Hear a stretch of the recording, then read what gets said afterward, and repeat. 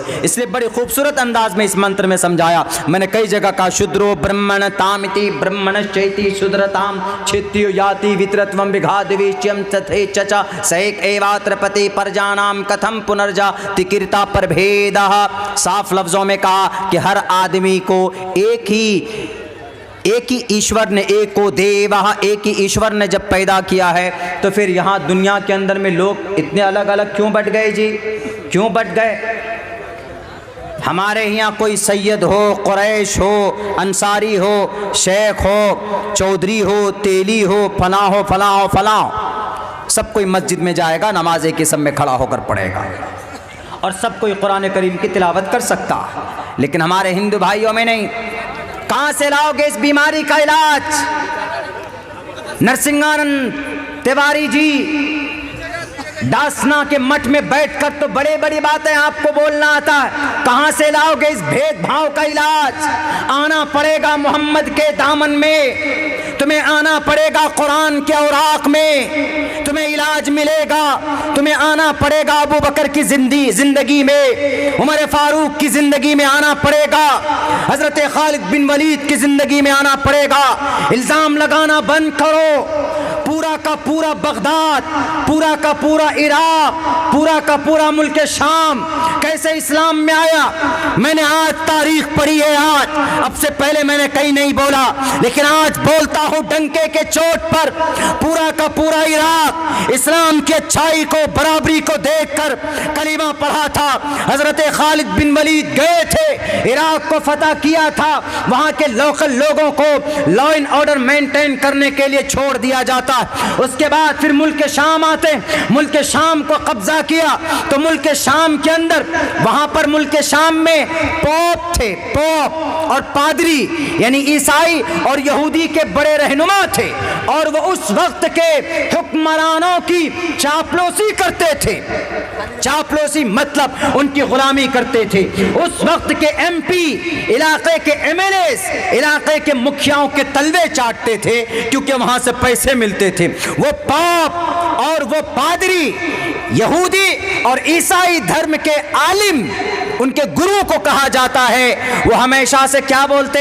वो हमेशा से अपने कौम के लोगों को डरा कर रखते थे कि अरे ये मुखिया जी बहुत अच्छा है, अरे ये एमएलए साहब बहुत अच्छा है, ये एमपी साहब बहुत अच्छा है, इसलिए कि ऐसा ऐसा करता है। तो लोगों के बीच में हर तकरीर में उनकी तकद्दुस को बयान करते तो लोग हमेशा बेचारा मजबूर होकर डरे रहते थे। मुखिया मेंबर साहब कहीं केस में ना डाल दें, अंदर ना डाल दें, इसीलिए वो उनसे डरते और अपने पॉप और अपने पादरी के खिलाफ आवाज नहीं बुलंद करते थे। लेकिन जब हजरत खालिद बिन वलीद गए इराक में, जब हजरत खालिद बिन वलीद पहुंचे हैं मुल्क शाम में, यहां जाने के बाद वो जो कर्रो फर था, तानाशाही थी, वो जो पॉप की तकद्दुस झूठी बातें और वो मुखिया मिंबर का जदो कोप था, वो जो तानाशाही थी कि मैं तुम्हारा रब हूं, मैं जो कहूंगा वही होगा, वो डरे सहमे रहते थे। आजादाना जिंदगी नहीं थी उनकी, हमेशा से पिसते हुए चले आ रहे थे।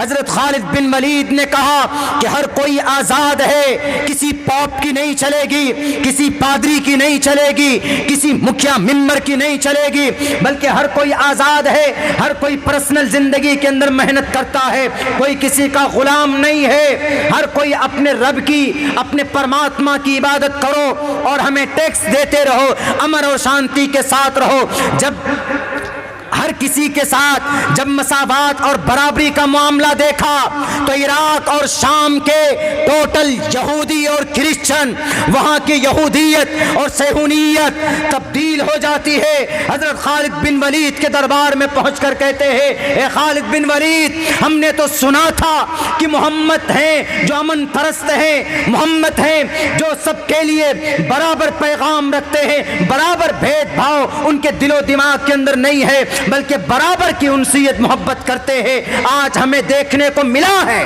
आज हमारे दिल से खौफ निकल गया है, आज हमने बराबरी को, इंसाफ को देखा है। इसलिए जिस धर्म को आप लेकर आए, बताइए क्या करना होगा?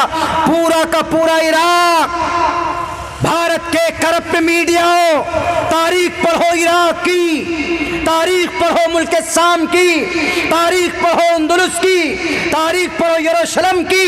हजरत उमर फारूक गए थे लेकिन उनके गुलाम ऊंट पर बैठे थे और हजरत फारूक आजम नीचे ऊंट की नकेल हाथ में लेकर जा रहे थे। तो लोगों ने कहा कि वाह कितना खूबसूरत, नीचे गुलाम जा रहा है, खादिम जा रहा है और ऊपर ये इनके गुरु बैठे हैं, काले काले होंठ हैं, पूरी काली शक्ल है, हालांकि वो खादिम उनके ऊपर थे। क्यों? बारी उनकी बैठने की थी। 700 मील का सफर तय करके यरूशलेम पहुंचे थे उमर फारूक। उनकी इस चीज को देखकर अबू उबैदा ने कहा कि अरे वो हुक्मरान नहीं है, वो नहीं है, गुरु नीचे हैं, हुक्मरान अमीर हमारे नीचे, खलीफा हमारे जो अमीरुल मोमिनीन है वो नीचे हैं। उनके इस फ़ैल को देखकर यरूशलेम के हजारों की तादाद में क्रिश्चियनों ने सर झुका दिया। सर मतलब यानी ये कहा कि अमीरुल मोमिनीन, हमने इतना बड़ा बादशाह, इतना दिल वाला बादशाह आज तक हमने नहीं देखा। हमने तो सुना था कि उमर वो है जो तलवारों से बात करते हैं, हमने तो सुना था कि उमर फारूक वो है जिन्हें देखकर दुश्मन अपना रास्ता बदल दिया करता है। इसीलिए हम आज आपको ये लीजिए चाबी, बैतुल मक़दिस की चाबी लीजिए।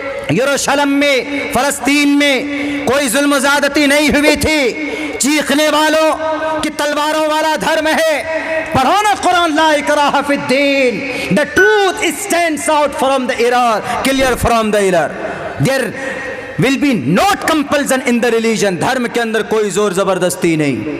लेकिन पढ़ोगे कैसे? तुम्हें तो अपने गुरुओं को खुश करने के लिए न्यूज़ बनाने में बिजी रहते हो, फुर्सत मिलती ही नहीं। अपने ग्रंथों को पढ़ो, मकाम और फजीलत कैसे क्या होती है, इंसान और मानवता किसको बोलते हैं, पढ़ो ग्रंथों को, तुम्हें पता चल जाएगा। आज मैंने एक श्लोक, एक मंत्र पढ़ा है जिसके अंदर वाक़ईतन इतना अच्छा मैसेज श्री कृष्ण जी ने इंसानों को दिया है। इसके अंदर क्या कहा? ए लोगों, मुझे संस्कृत याद नहीं हुआ है, हो जाएगा बहुत जल्दी में, मैं उर्दू में ट्रांसलेट करता हूँ उसको। ए लोगों, ये दुनिया उल्टी वृक्ष है, पेड़ है, यानी ये सूखने वाली पेड़ है और ये पेड़ सूख जाएगी। आपस में जो तुम भेदभाव करते हो, ईश्वर तुम्हारे इस जुर्म अजीम को कभी माफ नहीं करेगा। कृष्ण जी कह रहे हैं, हमारे हिंदू भाइयों, आपको भी खड़ा होना होगा अपना हक लेने के लिए। कोई दलित नहीं है आप में, आपको दलित बनाया गया, आपके वेदात में दलित नहीं है, आप भारत के संविधान में आप दलित नहीं है, दलित है लेकिन बराबरी का हक आपको दिया गया। नाम है सिर्फ आपका मंगलू, लेकिन आपका मकाम और आपका हक उतना ही है जितना एक बड़े ऊंचे खानदान वाले का जितना हक हुकूक।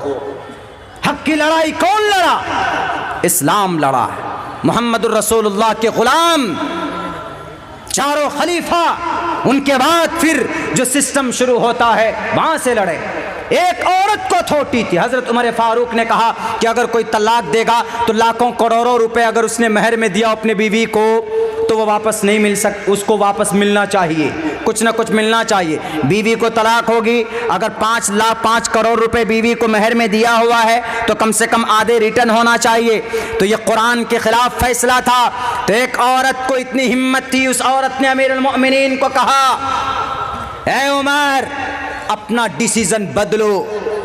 ये थी बराबरी, ये थी जुर्अत, ये इंसाफ। उस औरत ने कहा कि आप कुरान के खिलाफ फैसला नहीं कर सकते। उनकी एक राय थी रखने की कि हम एक ऑर्डिनेंस ला रहे हैं, एक बिल ला रहे हैं कि भाई ऐसे ऐसे महर में कुछ ना कुछ मिलना चाहिए लड़के को। तो उन्होंने, औरत ने क्या कहा कि जब अल्लाह ने कुरान में फैसला कर दिया, जब अल्लाह का कुरान नस्से कती है, उमर फारूक, नबी ने कोई तब्दीली नहीं की, अबू बकर ने कोई तब्दीली नहीं की, तो आप कौन होते हैं? तो उमर फारूक ने कहा कि आज मुझे इस बुढ़िया ने दीन सिखा दिया। एक औरत को हक होता था अपना, एक औरत को हिम्मत होती थी अपना हक मांगने का। किसने ये जुर्अत दी, किसने ये पैगाम, किसने ये हक दिए बराबरी का? इस्लाम ने दिए। इस्लाम ने ये मकाम दिया है औरतों को। उनको सम्मान देना निकाह करके, वरना अमेरिका चले जाइए आप। अमेरिकन में वी आर लिविंग टुगेदर। आज अमेरिका में क्लिंटन जो कुछ दिनों पहले सदर था अमेरिका का, उसने the state of union address में कहा था, यानी भारत अमेरिका का जो सदर होता है वो पूरे 5 साल में एक बार आवाम को, जनता को संबोधित करता। तो संबोधन में उन्होंने क्या कहा था अपनी स्पीच में? The state of union address में ये कहा था कि अनकरीब अमेरिका में हरामजादों की तादाद होगी, हरामजादे बास्टर्ड की तादाद होगी। अल्फाज बास्टर्ड के नहीं इस्तेमाल किए, लेकिन ये इस्तेमाल किया था कि born and the lots of people born without any wedlock. Wedlock मतलब निकाह को बोलते हैं अंग्रेजी में, वेडलॉक यानी बच्चे पैदा होंगे बिना निकाह के। और यूरोप में हो रहा है, यूरोप के अंदर हो रहा है, वहां पर बच्चे पैदा होते हैं, शादी नहीं होती।